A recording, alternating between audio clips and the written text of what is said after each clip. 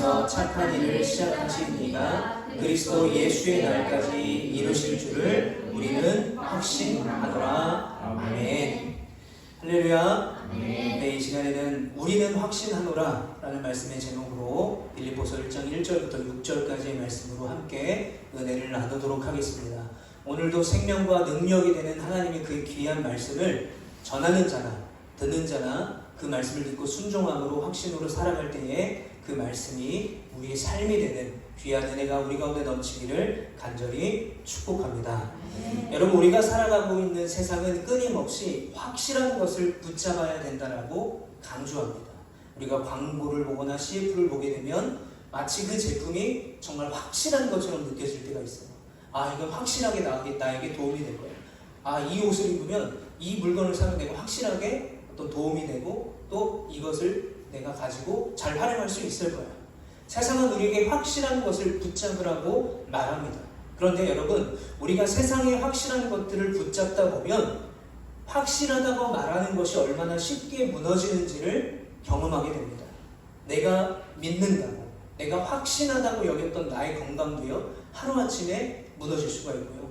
또 내가 의지했던 재산도, 또 사람과의 관계도, 그리고 내가 열심히 다녔던 직장도, 또 내가 그렇게 추구하던 명예도 언제든지 무너지고 사라질 수 있다는 거예요. 자, 그렇다면 흔들리지 않는 참된 확신은 어디에 있냐라는 거예요. 우리가 믿는 그리스도인 하나님의 자녀라고 한다면 오늘 이 빌립보서 1장 6절의 말씀을 우리는 주목할 수 있어야 됩니다. 너희 안에서 착한 일을 시작하신 이가 그리스도 예수의 날까지 이루실 줄을 우리는 확신하노라. 아멘. 자, 바울이 말하는 확신은 뭡니까? 착한 일을 시작하신 이가 그리스도 예수의 날까지 이루신다는 거예요. 그것을 이루시는 하나님을 확신한다는 것입니다. 돈을 확신하거나 명예를 확신하거나 내가 가지고 있는 배경을 확신하는 것이 아니라 변하지 않는 전능하신 그 하나님의 능력을 확신한다라고 고백합니다. 오늘 말씀의 제목이 또 우리는 확신하노라 이기도 하죠. 여러분, 이 빌립보서 1장은, 특히 이 빌립보서는요, 바울이 사도행전 28장 이후에 로마의 감옥에 갇혀서 사랑하는 빌립보 교회 성도들에게 보낸 편지의 내용입니다. 자, 우리가 간단하게 이렇게 빌립보의 시작에 대해서 이야기를 하게 되지만 이 빌립보 교회가 시작된 배경을 보면 절대로 간단하지가 않았습니다. 먼저 우리가 사도행전 16장을 보게 되면 바울이 빌립보로 가기까지, 그리고 바울이 빌립보로 가는 그 순간부터 빌립보를 교회를 세우고 떠날 때까지의 모든 내용들이 기록이 되어 있습니다. 자, 우리는 빌립보 교회가 바울의 헌신으로 세워졌다고 쉽게 얘기하지만 지금 빌립보에 간 게 5번인데요. 4번까지, 빌립보로 가기까지 그 4번까지의 과정이요, 정말 순탄치가 않았습니다. 자, 그 내용을 좀 살펴보면 이 바울이 2차 전도 여행을 1차 전도 여행에서 교회를 세웠던 소아시아, 지금의 튀르키예 지역이죠. 그 지역에 다시 가서 자신이 세운 교회를 점검하고 격려하고 권면해 주기를 원했어요. 그래서 그 모든 계획을 짜고 드로아까지 갔습니다. 자, 그런데 그날 밤에 어떤 일이 벌어지냐면 바울이 환상을 보게 돼요. 유럽 사람, 마게도냐 사람이 와서 건너와서 나를 도와달라라는 환상을 바울이 보게 됩니다. 자, 바울이 그 환상을 보고 고민하지 않고 계획을 다 내려놓고 2차 전도여행 모든 계획을 다 내려놓고 순종함으로 빌립보로 갔습니다. 그게 5번이에요. 자, 그런데 빌립보로 갔습니다. 그런데 회당이 하나 없을 만큼 유대인이 없는 거예요. 유대인이 없다는 건 뭡니까? 사도 바울은 회당에 들어가서 유대인에게 예수 그리스도의 복음을 전하는 방식으로 복음을 전해왔어요. 그 말은 복음을 전할 사람이 없다라는 것입니다. 그런데 이제 안식일이 되었습니다. 빌립보에서. 근데 예배할 곳도 없는 거예요. 회당이 없으니까. 정처 없이 떠돌다가 빌립보 성을 나와서 한 강가에 이르게 되었습니다. 그곳에 여인들이 빨래를 하고 있었는데 그곳에서 두아디라시에 사는 자색 옷감 장사 루디아를 만나게 되고 그 루디아에게 복음을 전했고요. 그 루디아의 가족들이 다 세례를 받고 그 집에서 바울과 그 이행이 머물면서 빌립보에 복음을 전하게 된 것이 바로 빌립보 교회였습니다. 이렇게 수많은 우여곡절 끝에 그곳에서 빌립보 교회를, 유럽의 최초의 교회를 시작하게 되었죠. 자, 그런데 여러분 오늘 본문 3절과 4절 말씀을 우리 한번 같이 읽어보겠습니다. 내가 너희를 생각할 때마다 나의 하나님께 감사하며 간구할 때마다 너희 무리를 위하여 기쁨으로 항상 간구함은. 자, 바울은 이렇게 힘들게 우여곡절 끝에 세워진 유럽 최초의 교회, 이 빌립보 교회와 성도를 생각할 때마다 뭐 한다고요? 나의 하나님께 감사하며, 하나님께 감사드린다고 말하고 있습니다. 그리고 4절에 보면 너희 무리를 위하여, 무리라는 단어가 나오는데요, 원어로 보게 되면 모든이라는 뜻을 가지고 있어요. 그러니까 즉 바울은 빌립보 교회 모든 성도들 한 명 한 명으로 인해서 하나님께 감사한다는 거예요. 그런데 하나님께 그 빌립보 교회 성도 한 사람 한 사람을 떠올릴 때마다 감사할 뿐만 아니라 그 빌립보 교회를 위해서 기쁨으로 간구한다고 말하고 있습니다. 자, 그렇다면 사도 바울이 그렇게 고생하면서 세웠던 교회가 빌립보 교회잖아요. 그리고 지금은 사도행전 28장 이후에 로마의 감옥에서 빌립보 교회 성도들을 위해서 편지를 쓰고 있는 상황입니다. 그 말은 편하지 않은 상황이라는 거예요. 기쁨이 없는 상황이라는 것입니다. 그런데 무슨 이유 때문에 이 바울은 빌립보 교회를 생각하면 기쁘고 그 편지를 쓰다 보면 또 기쁘고 또 그들을 위해 기쁨으로 기도할 수 있었을까? 미리 보셔서 아시겠지만 그 정답은 5절에 있습니다. 우리 5절 말씀도 함께 같이 읽겠습니다. 시작. 너희가 첫날부터 이제까지 복음을 위한 일에 참여하고 있기 때문이라. 아멘. 뭐라고요? 너희가 첫날부터 지금까지 복음을 위한 일에 참여하고 있다. 바울이 빌립보 교회를 세웠던 때는 사도행전 16장입니다. 그런데 지금 편지를 쓰고 있는 때는 사도행전 28장 이후에요. 시간이 많이 흘렀죠. 그러니까 바울이 빌립보 교회를 떠나고 나서 빌립보 교회 소식을 들었을 거잖아요. 이런저런 소식을 들었습니다. 좋은 소식도 들었을 것이고 나쁜 소식도 들었을 거예요. 그러나 그것과 상관없이 바울에게 들리는 소식은 뭐냐면 빌립보 교회는 루디아라는 한 사람의 헌신으로 그 집에서 교회가 시작된 이후에 지금까지 여전히 변함없이 복음을 위한 일에 참여하고 있다는 거예요. 그 소식 때문에 바울이 너무 기쁜 거예요. 복음을 떠나지 않고 그 어려움 속에서도 복음에 헌신하는 빌립보 교회를 떠올릴 때마다 목회자로서 그 교회를 세운 사람으로서 너무 감사할 수밖에 없던 것이죠. 저도 이 바울의 고백, 내가 너희 위를 생각할 때마다 감사하고 내가 너희 위해 기도할 때마다 기쁘다라는 것, 이것이 다는 아니지만, 제가 바울의 입장은 아니어서 다는 아니지만 조금은 이해할 수 있을 것 같아요. 제가 제주 땅에 와서 수술을 마치고 회복하는 가운데 이 개척교회를 시작하게 됐던 과정들, 그리고 개척 후에 1년 4개월의 시간들을 쭉 살펴보면요, 저에게 있어서 가장 큰 기쁨은 뭐였냐면, 제가 맛있는 거를 먹고 또 제주에 어디 좋은 데를 가보는 것, 물론 그런 것도 기쁨이지만 목회자에게 있어서 최고의 기쁨은 뭐냐면 교회가 교회답게 서는 거예요. 성도님들이 말씀 안에 사는 것, 성도님들이 복음 안에 사는 것을 볼 때 얼마나 기쁜지 모르겠어요. 그래서 저도 이 바울의 기쁨이 뭔지 아직은 저도 부족하지만 조금이나마 이해할 수가 있을 것 같아요.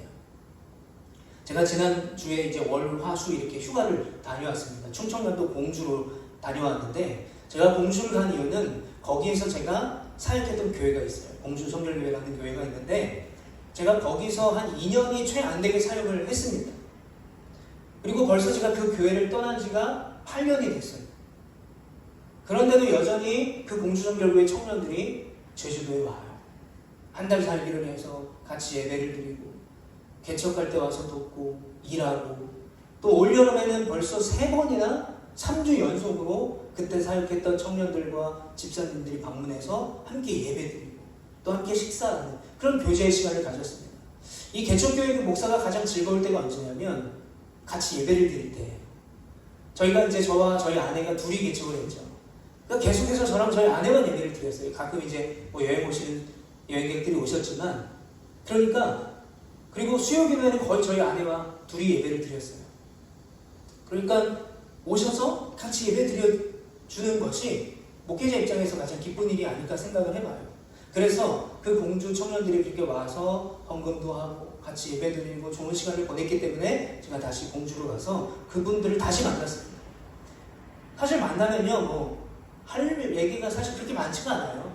뭐 개인적인 이야기를 뭐 자세히 하지도 않아요. 그냥 만나면 하는 얘기는 교회 얘기, 공주교회 얘기, 우리 제주로교회 얘기, 제주 이야기, 또 공주 이야기. 우리가 각자 제주와 공주로 지역은 떨어져 있지만 여전히 우리가 복음 안에 서 있는 것, 그리고 복음을 붙들려고 노력하는 것, 진리 안에 하나님을 예배하려고 노력하는 서로의 모습을 보면서 다양한 말을 하지 않아도 은혜를 받게 되는 것 같아요. 그래서 제가 공주에 가서 많은 은혜를 또 큰 힘을 얻고 왔습니다. 이렇게 믿음의 동역자들과 함께 교제할 수 있다는 것, 믿음의 동역자들과 함께 이렇게 하나님을 예배할 수 있다는 것이 정말 목회자로서는 참 감사한 일이라고 저는 생각을 합니다. 여러분, 오늘 빌립보서를 쓰고 있는 바울은 원래 예전에 어떤 사람이었습니까? 과거에 그 누구보다도 실력이 있었던 사람이에요. 그런데 그 실력을 인정받았던 사람이었습니다. 그 당시 가장 유명한 학교에서 가장 유명한 교수님의 가르침을 받는 학생이었습니다. 그 학교는요, 아무나 들어가지 못해요. 로마의 시민권이 있어야 들어갈 수 있습니다. 즉 바울은요, 로마에 이주한 유대인이었습니다. 로마 시민권을 갖고 있었다라는 것입니다. 그 당시 최고의 나라였죠. 세상 부러울 것이 없었던 사람이 바로 바울, 그 이전에 사울이었습니다. 그런데 그런 바울이 뭐라고 말합니까? 빌립보서 3장 7절부터 8절 말씀 우리 같이 한번 읽어보겠습니다. 그러나 무엇이든지 내게 유익하던 것을 내가 그리스도를 위하여 다 해로 여길 뿐더러 또한 모든 것을 해로 여김은 예수 그리스도 예수를 아는 지식이 가장 고상하기 때문이라. 내가 그를 위하여 모든 것을 잃어버리고 배설물로 여김은 그리스도를 얻고 라고 말해요. 모든 사람이 부러워하던 그런 삶을 살아왔어요. 그런 실력과 그런 스펙을 가지고 있었던 바울의 삶이 뭐라고 말해요? 해로운 것이 되었다라고 고백합니다. 왜 그럴까요? 더 큰 가치, 더 귀한 가치, 절대적인 가치를 발견했기 때문에 그래요. 자기가 30년 동안 바라왔던 그 세상의 가치보다 더 절대적인 가치를 발견했기 때문에 그것이 다 배설물처럼 여겨지고 복음만을 바라보는 삶이 되었다는 거예요. 가짜라고 믿었던 그 예수 그리스도의 부활은, 가치 없다라고 여겨졌던 부활의 예수 그리스도를 그 믿는 믿음이 바울의 죄의 문제를 해결할 뿐만 아니라 그것이 진리라는 것을 깨닫고 나니까 바울은 복음을 회방하던 자에서 복음을 전하는 자로 완벽하게 변화된 삶을 살게 되는 것이죠. 그런데 여러분, 바울이 지금 뭐라고 고백합니까? 내가 아는 것들, 내가 경험했던 것들은 다 배설물처럼 여긴다라고 하지만 그가 배운 학식은요, 그의 머리에 여전히 남아있어요. 복음을 믿었다고, 부활하신 예수를 만났다고 최고의 대학에서 배운 학문을 잃어버리진 않아, 잊어버리진 않아요. 그리고 부활하신 예수를 믿었다고 로마 시민권을 박탈당하는 것이 아닙니다. 여전히 그는 똑똑하고 여전히 그는 로마 시민권을 갖고 있습니다. 게다가 바울은 어떤 사람입니까? 셋째 아들까지 다녀온 유일한 사람이에요. 그리고 소아시아의 수많은 교회들, 유럽의 수많은 교회들을 세웠던 자가 바로 사도 바울이었습니다. 정말 대단한 사람이었죠. 그래서 고린도후서 10장 7절에 여러 계시를 받은 것이 지극히 크므로 너무 자만하지 않게 하시려고 내 육체에 가시고 사탄의 사자를 주셨으니 이는 나를 쳐서 너무 자만하지 않게 하려 하심이라. 바울이 말하고 있는 거예요. 바울 스스로가 뭐라고 말합니까? 내가 자만하지 않기 위해서. 내가 로마 시민권자야. 내가 가말리엘 문화에서 배운 똑똑한 사람이야. 내가 삼층천을 갔다 왔어. 내가 교회를 세웠어. 라는 자만을 내려놓게 하기 위해서 하나님께서 뭘 주셨다고요? 육체의 가시. 그런데 우리가 이렇게 단순하게 얘기하지만, 바울이 이렇게 담담하게 얘기하지만요, 안질이라고 간질이라고 여러 신학자들이 추정하는 그 바울이 갖고 있던 질병이요, 정말 고통스러웠을 거예요. 왜냐하면 지금 표현을 뭐라고 합니까? 육체의 가시, 곧 사탄의 사자를 주셨다는 거예요. 우는 사자처럼 두루 삼킬 자를 찾아서, 배고파서 삼킬 자를 찾는 사자처럼 바울 자신을 이 육체의 가시가 매일 공격하는 거예요. 너무 힘든 거예요. 너무 괴로운 거죠. 그래서 끊임없이 기도했던 거예요. 성경에서는 3번 기도했다고 말하지만 바울이 1번 기도하고 2번 기도하고 3번 기도하고 3번 기도했으니까 됐어 라고 하지 않았겠죠. 끊임없이 기도해 왔어요. 자, 그런데 하나님의 응답은 뭡니까? 네 은혜가 네게 족하다.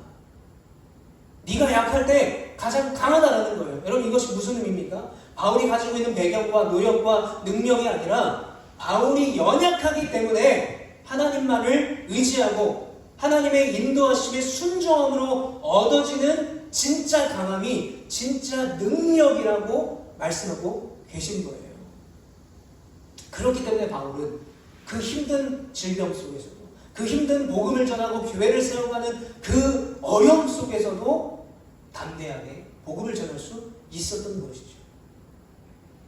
자, 이런 배경을 가지고 있는 바울의 입장에서 본다면 바울 자신이 복음을 전하는 그 길이 얼마나 고되고 힘든 것인지를 잘 알고 있었어요. 그래서 자신이 교회를 떠나지만 여전히 그 어려움 속에서도 복음을 위한 일을 감당하고 있는 빌립보 교회를 볼 때마다 당연히 기쁜 거예요.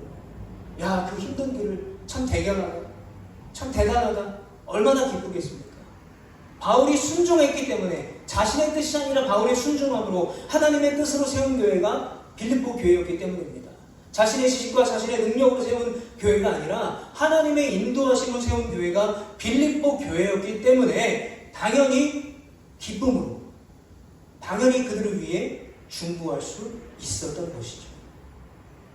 그런데 여러분, 이 바울이 이 빌립보서를 쓰고 교회를 세우고 육체의 가시 속에서도 그것을 인정하며 복음을 전하기 위해서, 그것에 순종하기 위해서는 절대적으로 필요한 것이 있었습니다.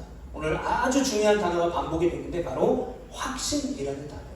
확신, 확실한 믿음이란 뜻이죠. 우리 6절 말씀 같이 한번 읽어보겠습니다. 너희 안에서 착한 일을 시작하신 이가 그리스도 예수의 날까지 이르실 줄을 우리는 확신하노라. 여러분, 여기서 확신이라는 말을 원어로 보게 되면요, 페포이토스라는 단어를 쓰고 있는데, 이 단어는요, 퍼펙트, 완벽하다라는 의미가 있습니다. 그러니까 완벽한 믿음이라는 뜻을 가지고 있어요. 좀 어렵겠지만 그런데 이 단어는요, 완료 시제예요. 완료 시제라는 말은 뭐냐면 이미 일어난 사건이 현재까지 계속되는 상태를 말하는 거예요. 즉, 바울이 가졌던 확신, 바울이 믿었던 그 은혜, 바울이 믿었던 그 복음, 그 확고한 신념이 예전에도 있었고 현재까지도 여전히 가지고 있더라는 거예요. 뭐가요? 확신입니다. 누가? 착한 일을 시작하신 그리스도가 예수의 날까지 이루실 것을 예전에도 지금도 앞으로도 확신한다라고 고백하고 있는 것입니다. 자, 그렇다면 이 바울은 어떻게 그 확신을 가지게 되었을까? 2가지를 통해서 함께 나눠봤으면 좋겠습니다. 첫 번째로 바울이 이런 변하지 않는 확신을 가질 수 있었던 것은 바울의 개인적인 상황이었어요. 바로 다메섹에서 부활하신 예수님을 만났을 때입니다. 부활하신 예수를 만나서 바울은 회심하고 곧바로 복음을 전하러 예루살렘으로 가지 않았습니다. 그 사이에 3년 동안 아라비아 사막에 가서 3년의 시간을 보냈어요. 왜 3년의 시간을 보냈을까요? 이제 교회도 세우고 복음을 전해야 되니까 한 3년 동안 좀 놀다가 좀 잘 쉬다가 휴가를 보내고 하자, 충전하고 하자 였을까요? 아니었어요. 바울이 아라비아에서 보낸 3년의 시간은요, 부활하신 예수님이 나를 만나주신 그 순간을 또 묻고 확인하는 작업들이었어요. 그리고 또 하나, 과거에 내가 살아왔던 삶이 어떤 삶이었으며 또 나를 지금 부르신 하나님께서 부르신 그 삶은 어떻게 살아가야 되는지, 또 내가 왜 그동안 이 가치를 바라보며 살았는지 자신의 부르심에 대해서 계속해서 묵상하고 하나님께서 주신 확신을 얻을 수 있었던 시간이 아라비아 3년의 시간이었습니다. 자, 어떻게 보면 바울의 인생에서 가장 왕성한 시기에 율법과 유대교적 열심을 향해 잘못된 방향과 가치를 향해 질주하던 그때에 바울은 부활하신 예수님을 만나게 돼서 바른 길로 돌이켜 가게 된 것이죠. 그리고 30년 동안 평생 바라보았던 로마 시민권자, 가말리엘 문화생, 그리고 자기가 모든 구약과 언어에 능통했던 모든 가치들을 내려놓을 수 있었던 것은 바로 자신을 부르신 그 복음에 대한 확신이었기 때문입니다. 그래서 빌립보서 3장에 뭐라고 말해요? 예수 그리스도를 아는 지식이 가장 고상하다는 거예요. 가장 고상하다. 내가 가졌던 세계 최고의 지혜와 지식이 고상한 게 아니라 그 부활하신 예수를 믿는 그 복음이, 그 은혜가 가장 고상하다는 것을 깨닫고 나니까 완벽한 확신을 갖게 된 것이죠. 자, 두 번째로 확신을 갖게 된 배경은 바로 오늘 본문 빌립보 교회의 상황이었습니다. 바울이 6절의 말씀처럼 이것을 확신하노니 라고 말할 수 있었던 이유는 물론 빌립보 교회 성도들의 수고가 있었고요. 빌립보 교회 성도들과 바울의 관계에도 이유가 있었을 거예요. 그러나 그게 전부가 아니었습니다. 6절에 보면 너희 안에서 착한 일을 시작하신 이가 라고 말해요. 바울이 말하고 싶은 것은 이거예요. 빌립보 교회는 하나님이 시작하셨더라는 거예요. 하나님이 시작하셨다는 거예요. 그러니까 하나님께서 인도하실 것을 확신한다는 거예요. 하나님이 이끌어 가실 것을 확신한다라고 말하고 있는 것입니다. 자, 그런데 바울의 이 확신에는요, 하나님이 빌립보 교회를 시작하게 하셨다는 확신에는 증거가 있어요. 분명한 증거. 사도행전 16장 14절 말씀 우리 같이 한번 읽어보겠습니다. 시작. 또 아니라 주의는 자세 복강 장사로서 하나님을 섬기는 루디아라 하는 한 여자가 말을 듣고 있을 때에 주께서 그 마음을 열어 바울의 말을 따르게 하신지라. 아멘. 주께서 그 마음을 열어 바울의 말을 따르게 하셨다고 말해요. 바울이 2차 전도여행을 아까 말씀드린 것처럼 소아시아로 다시 가려고 모든 준비를 다 했습니다. 그런데 하나님 그 길을 막으시고 유럽으로 가게 하셨어요. 배를 타고 유럽으로 넘어가게 하셨어요. 자, 그러면 우리 생각에 상식적으로, 제가 예전에도 이 본문 갖고 설교했지만 하나님이 보내셨으면 예비된 게 있어야 되지 않겠습니까? 하나님, 내가 계획한 거 다 맞고 여기로 가라고 하셨으면 내가 계획한 것보다 더 좋아야 되지 않겠습니까? 우리가 그렇게 생각할 수 있죠. 그런데 아무것도 없어요. 해당도 없어요. 복음을 전할 사람조차 없었습니다. 안식일에 예배할 곳도 없었어요. 같이 예배할 사람도 없었습니다. 그런데 성 밖으로 나아가서 터덜 걷고 있는 바울과 그 일행에게 강가에서, 그 초라한 곳에, 빨래를 하고 있는 그 초라한 곳에, 예상하지 못한 곳에서 하나님은 루디아를 만나게 하셨어요. 여러분, 바울이요, 그 일행들이 이 사람들을 보고 얼마나 반가웠겠습니까? 그런데 루디아라는 여자가 말을 듣고 있을 때 주께서 그 마음을 열어 바울의 말을 따르게 해요. 여러분, 얼마나 기뻤겠습니까? 모든 계획을 다 내려놓고 보고 왔는데, 빌립보에 왔는데 복음 전할 곳은 없어요. 예배 드릴 사람도 없어요. 예배 드릴 장소도 없었어요. 그런데 하나님께서는 루디아를 만나게 하셨고 그 루디아의 마음을 열어서 바울의 복음을 듣게 하셨다는 거예요.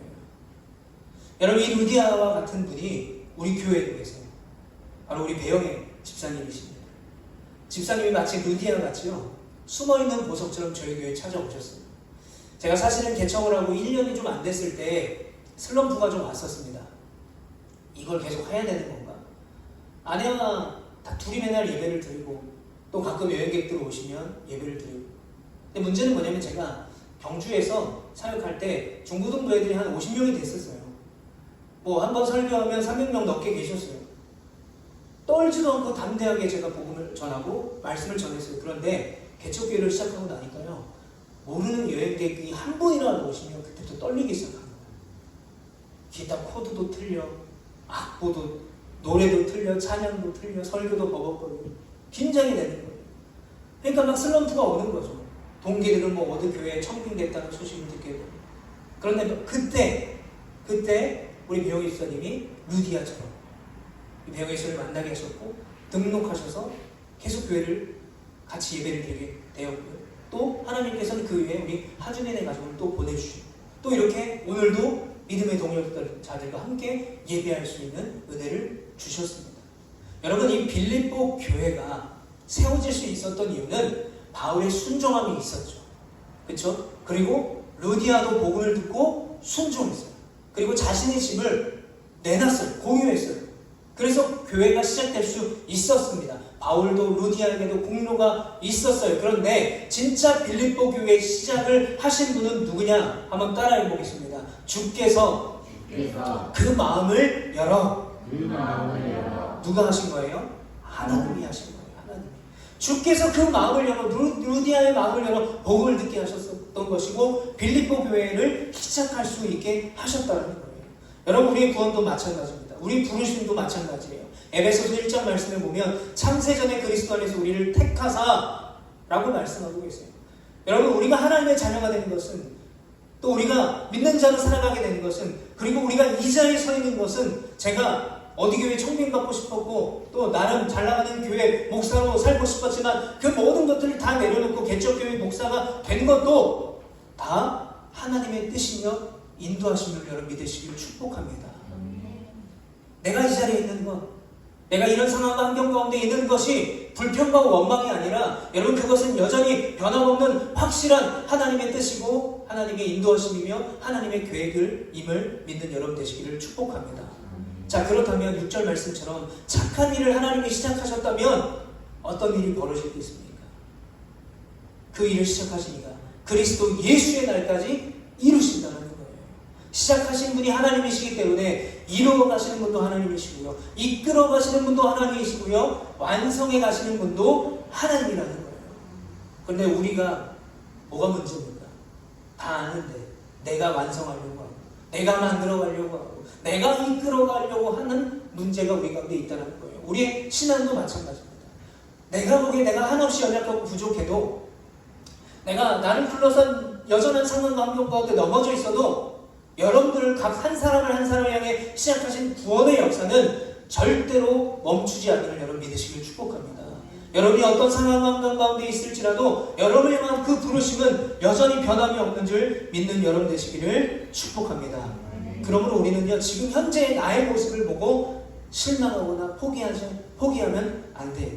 장차 우리를 온전케 하실 그 주님을 바라보며 오늘도 그 주님을 신뢰하며 감사할 수 있어야 됩니다. 왜냐하면요, 감사의 뿌리는 나의 목표가 성취되는 것이 아니라 어디 있냐면 하나님의 신실하심에 대한 확신과 순종에 있기 때문임을 믿는 여러분 되시기를 축복합니다. 여러분, 오늘 본문을 쓰고 있는 이 사울이 그리스도인을 본격적으로 박해하기 시작한 때가 언제인지 아십니까? 바로 사도행전 7장에 보면 스데반의 순교 이후예요. 저는 가끔 이런 생각을 해봅니다. 그 당시 이 스데반 집사는 그 당시 나이로 35살에서 40살 사이였다고 추정하고 있어요.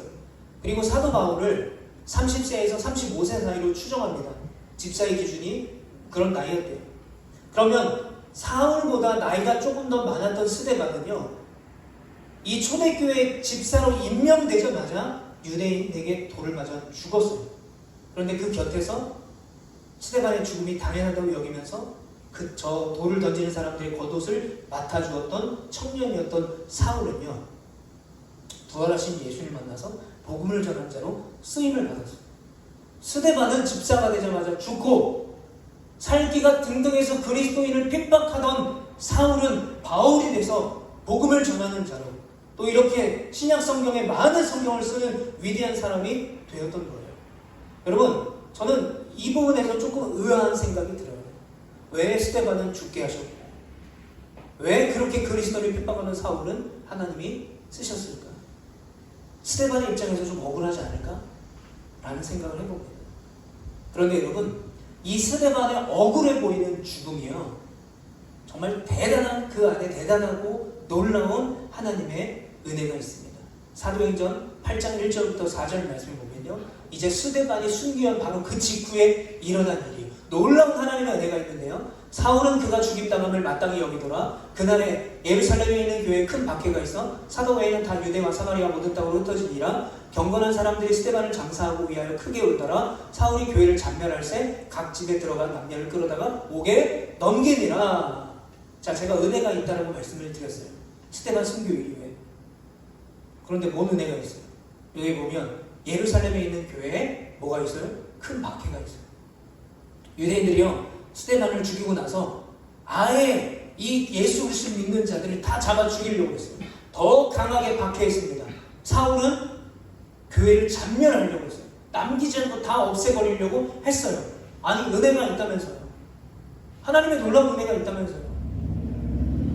여러분, 그런데 놀라운 사실이 뭐냐면 이 심각한 박해 때문에 교회가 어떻게 돼요?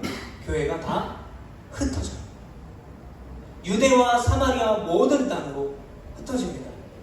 즉 스데반의 죽음을 통해서 예수님이 제자들에게 말씀하신 대로 복음이 예루살렘에만 머문 것이 아니라 온 유대와 사마리아와 땅끝까지 박해 때문에 흩어지면서 그 복음이 전해지기 시작했던 거예요. 여러분, 그러므로 스데반의 죽음은요, 억울한 죽음이 아니었습니다. 쓸데없는 죽음이 아니었습니다. 하나님께서는 이 스데반의 그 고귀한 순교를 통해서 더 큰 복음의 확신의 길을 여셨음을 믿는 여러분 되시길 축복합니다.